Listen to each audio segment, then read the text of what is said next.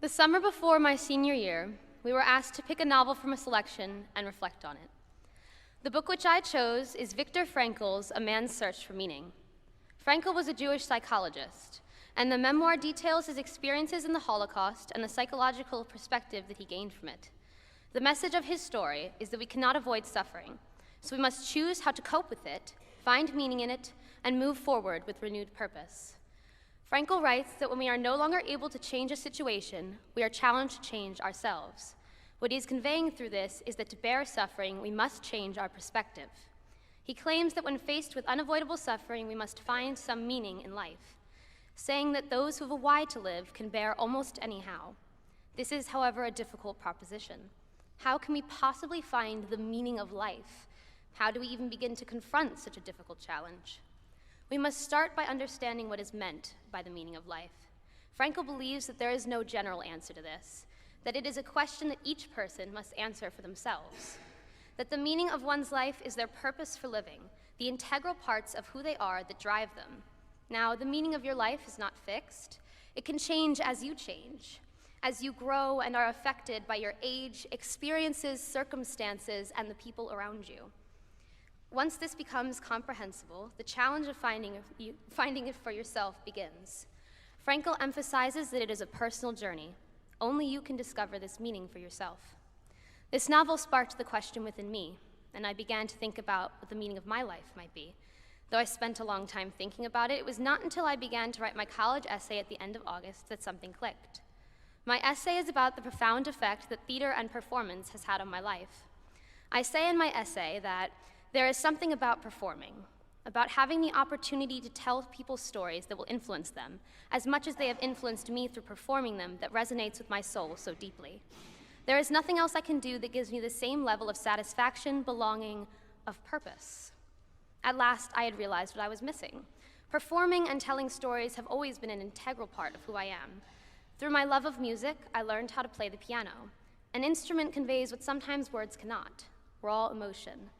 Through theater, I have told stories of power, love, and understanding.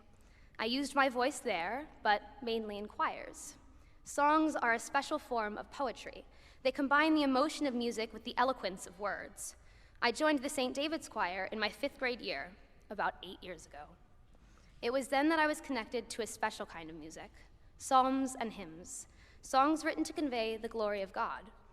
When I realized this, I was again reminded by something that Frankl had written in his memoir. During his time in a concentration camp, he spoke with a rabbi. He had lost his children and worried about his place in heaven, that he may not see them again in the afterlife. Frankl responds by saying, "Is it not written in the Psalms that God preserves all your tears? So perhaps none of your sufferings were in vain." He comforts him with the knowledge that he imparted previously, that meaning can be derived from suffering, that perhaps by suffering he had become worthy. This is reflected in the Bible. After all, it is God who said, "Let light shine out of the darkness," who has shown in our hearts to give the light of the knowledge of the glory of God. When enduring suffering, you must look to yourself and to the Lord to find a way through.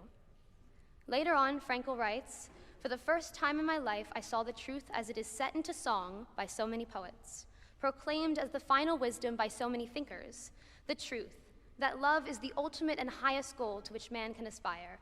Then I grasped the meaning of the greatest secret that human poetry and thought and belief have to impart. The salvation of man is through love and in love." This was it. This is what all the hymns and preachers try to convey, that salvation is found through love, for as we know, love is of God. And yet, as is often seen, no words can convey as much as actions. It is not just the choir singing. It is the practices every week, so this message is properly conveyed. It is the youth group, whose mission is to support our youth as they grow in their lives and in their faith.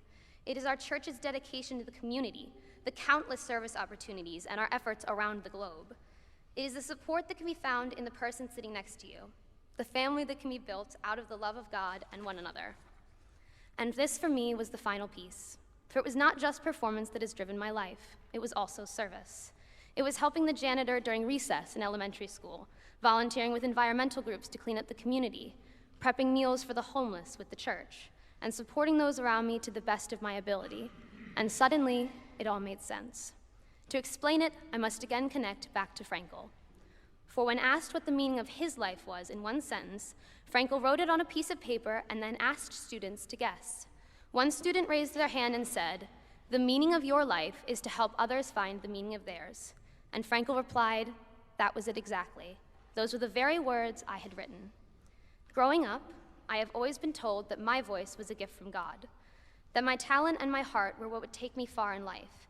And so when looking at what has been the driving components of my life, I have found that the meaning of my life is to use my creativity to help others, to tell stories of those who are unheard and stories for those that need to hear them.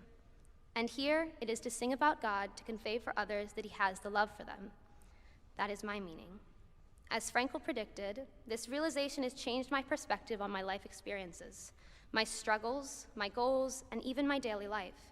Once I knew what it was that drove me, I was able to put it at the forefront of my life, to prioritize the things that would bring me closest to this goal and to work through the struggles that prevented me from it. After all, suffering is more bearable when you know what there is to look forward to, when you're driven to achieve and fulfill your purpose.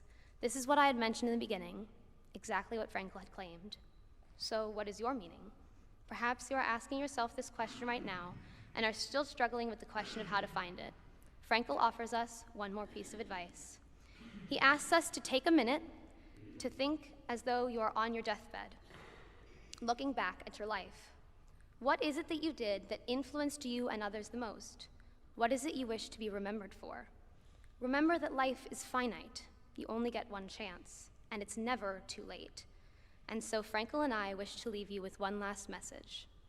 Live as if you were living already for the second time, and as if you had acted the first time as wrongly as you are about to act now.